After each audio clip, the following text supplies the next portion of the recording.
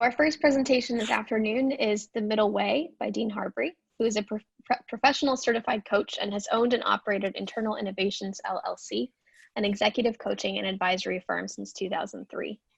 As an executive coach, Dean has worked with over 140 nonprofits in board development and managerial leadership best practices, along with just as many for-profit institutions, ranging from Fortune 7 companies to small business entrepreneurs.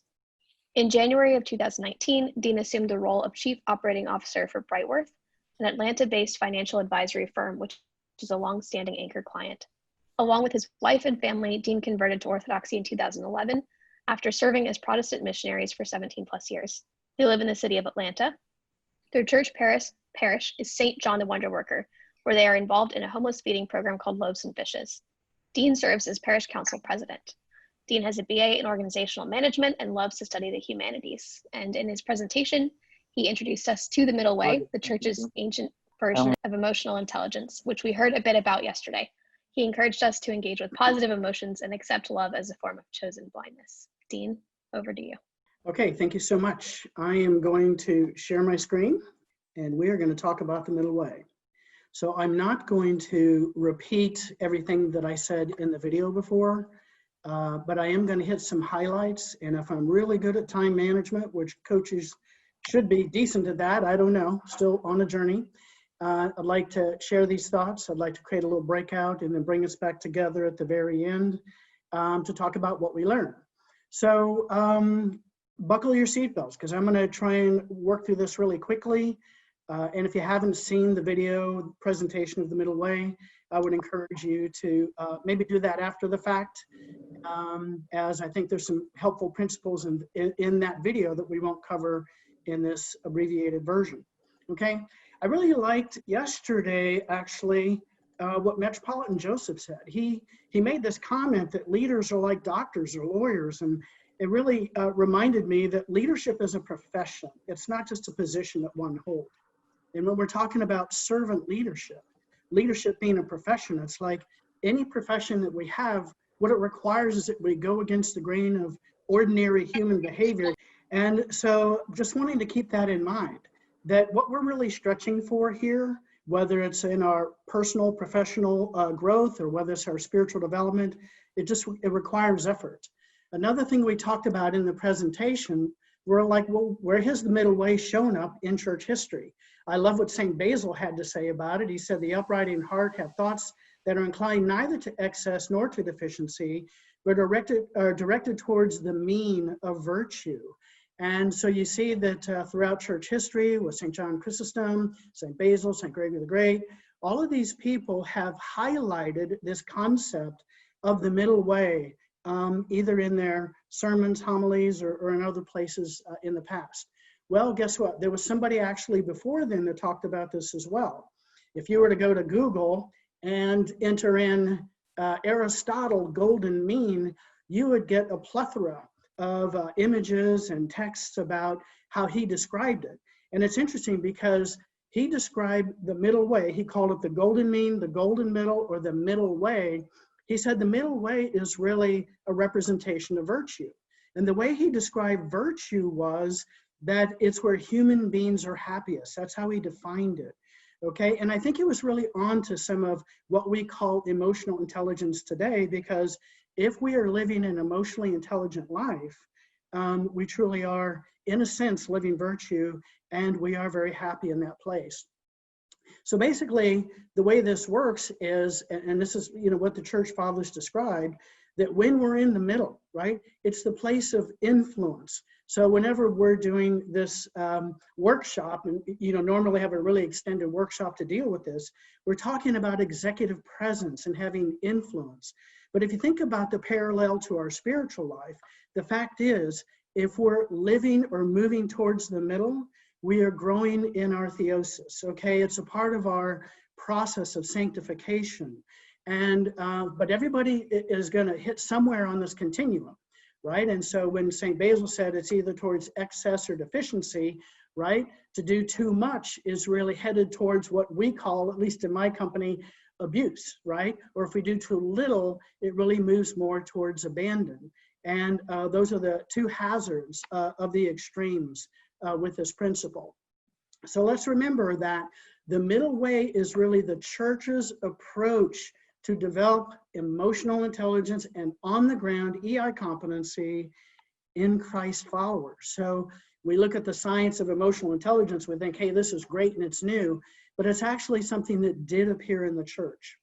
So when we if you looked at the video, you'll remember that we talked about a few of these categories, right, or the context.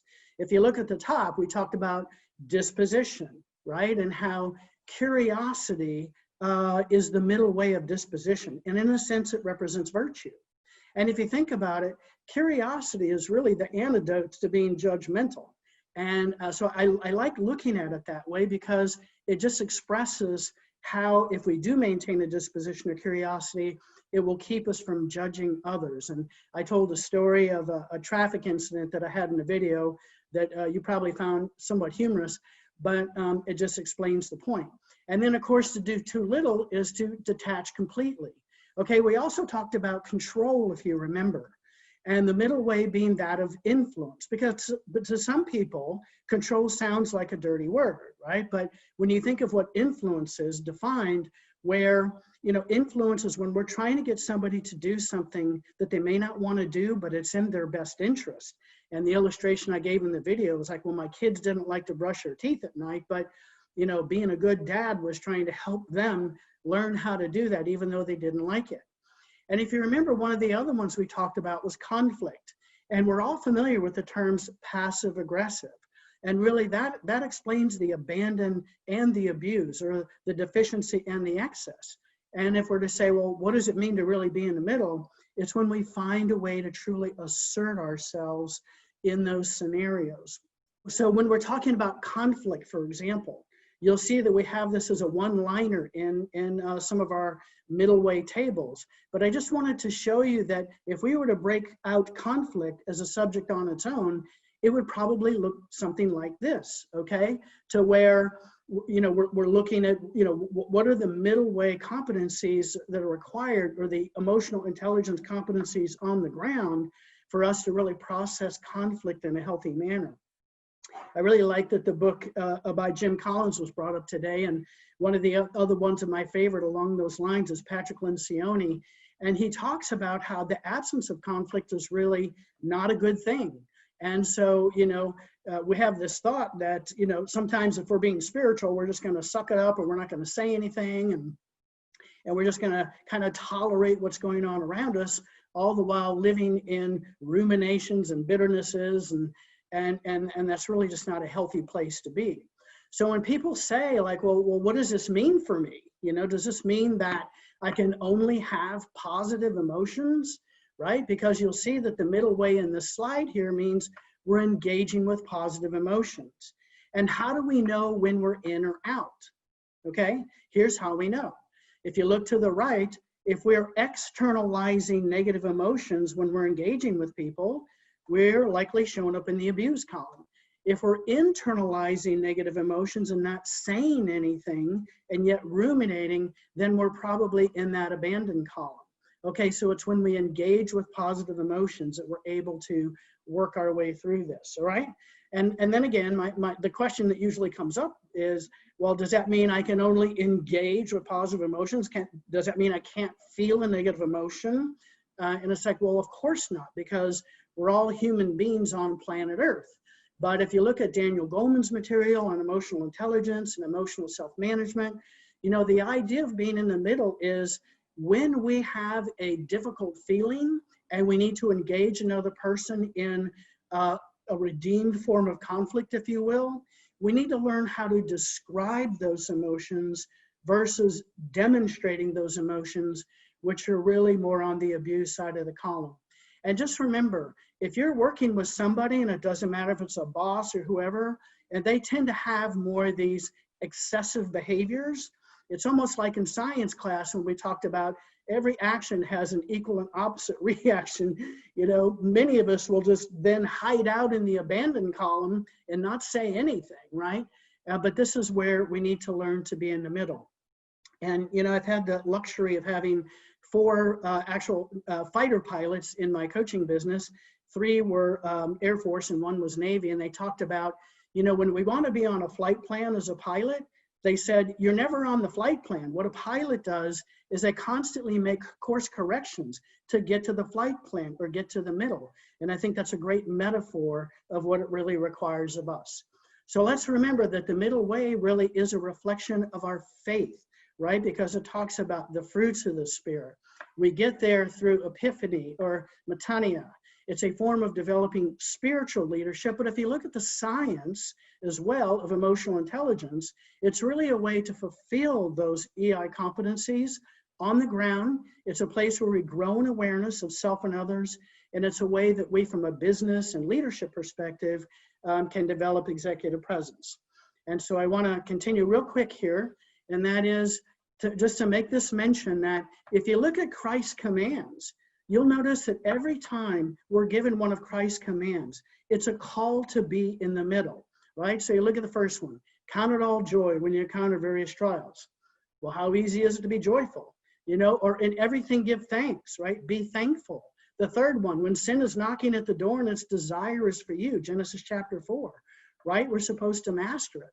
Notice that when we are fulfilling Christ's commands and have that Christ-like posture, we're really coming from a positive emotional state. And this isn't just about emotions, but it just goes to show you that when we live in virtue, we have a sense of peace, the peace of Christ, which passes all understanding. Last thing I'll mention here is that if you look at Jesus' life, I just pulled this out from 1 Peter, you'll realize that he demonstrated the middle way, right? So when he was crucified, Father, forgive them. When interrogated, he asked clarifying questions. When tempted, committed no sin. When he spoke, no deceit in his mouth. So you see that Jesus really is a model for us of what it means to live in the middle. So what I'd like for us to do, I know this is really quick, and in some sense I feel like I'm the kind of guy here who has to put 10 pounds of potatoes in a 5-pound bag, just with our time limitations. And again, if you haven't had a chance to watch the video, you can do it later. And this is what I would say too. If you have any follow-up questions after we go through our time together, you can go back to the website. You can still issue your question. I'll create a document and follow-up, and I'll send it to Holly, and Holly can send it out to those people that are interested. But what I'd like to do now is to break up into our groups for about 7 to 10 minutes. And just if you could just take a look at this first grid here, it's like, well, what did we say about the middle way? What are middle way behaviors, and what's too little and what's too much? What does that look like? But I don't want you to spend all your time there. I'd like you to go to the bottom here where here's the question. And if you could reflect on this question. If you apply the middle way thinking more so to your own behavior, more than what you're doing now, where do you think it would have the most impact? I'd love for you to process that question. And so to maybe spend 7 to 10 minutes in a group. All right, I've sent the PDF to everyone, and we'll be going into breakout rooms right now. Thank you. I think we're back, Dean. Okay, so let me share my screen one more time. And by the way, all of these slides will be available to you afterwards. I thought I would just do this, not that these are quote unquote the firm answers, but just so you know, this is how I would have described this, right? So in conflict, obviously the first 3 or the first 4, you were given the answers in the charts that you saw, or if you watched the video. But again, we're trying to take this down to the leadership level. So, what's the abuse, right, for dealing with your boss is to undermine. What do we need to do? We need to communicate versus taking a loss-accepting attitude and saying nothing, okay? Go directly to my peers if it's a difficult peer versus tell the boss versus talk to others, which is really just a way of creating factions, isn't it? And when you're dealing with a difficult employee, just like the Genesis 4 illustration we used in the video, we need to learn how to become a whisperer and master the situation versus fighting or fleeing. Okay, so I wanted to mention that. I know we only have a minute or 2 left. And so just a reminder, if you have a question, go back to the website, log it there. I'll create a document. And I will distribute that document with every question that comes in. but I will open it up for maybe 1 or 2 people as you feel compelled just to describe what happened in your breakout real quick. And if nobody talks, we're going to move on. 1 or 2 people have the opportunity to share something now. Dean, in our group, we had someone whose work as a nurse or a nurse practitioner told her she needed to work more on seeing where people were, trying to influence them, instead of thinking more in terms of, I guess, in terms of compliance and non-compliance with what she was trying to do. There were a couple of people that thought that this whole framework was kind of challenging, and they wanted to think about it more. And but I think that one of them, the members of our group, was a mediator who said it's important to consider what's going on both sides of you, and to try to engage those people who have opposing views. Mm-hmm. And so those are some of the things that came out. I don't think I captured them all. Okay, no, that's good. So let me just sum it up, just in the interest of time, that the middle way is challenging. You know, Christ's commands are challenging, aren't they? It's like, if you ask me, how good of a job do I do at applying Christ's commands? You know, I get a 0 with the rim rubbed out. You know what I mean? They're just hard, but they're wisdom principles, aren't they? So, you know, so I liken the middle way and the pursuit of the middle way, which will take us more than a lifetime to achieve, as being a really challenging issue, okay? But, so that's the thing. If you have a pass-fail mindset, kind of a legal mindset that the world tells us we should have, this would be just out of bounds. But if you have a journey mindset, you're on your path to theosis, and you're going throughout your whole life to get there, just like the flight pattern, right? We just make adjustments in and out. What I haven't been able to say is this. You use the middle way when you're working with people that are basically those that adopt social norms. What we didn't get to talk about is, what if you're working with somebody that's outside of social norms? Maybe has a personality disorder like narcissistic or borderline personality disorder or something like that. Those are the moments we set up boundaries, okay? It's a whole different scenario. But with everybody else, we work for the middle, and I hope this has been helpful. Last thing I would say is this. Just imagine what our churches would be like, how our parish councils would function if we really made an effort to move to the middle. Think what it would be like. What would life be like if we moved to the middle in our families, with our teenage kids that are oftentimes challenging, or with our next door neighbors who won't cut their grass? You know, what would it be like if we, as Orthodox Christians, made a commitment over our life to move it to the middle? How would that impact our communities? How would that impact evangelism? How would that impact relationships internal to our church? So I just want to thank you for your time and attention today. It's been a real privilege. I appreciate it so much. Holly?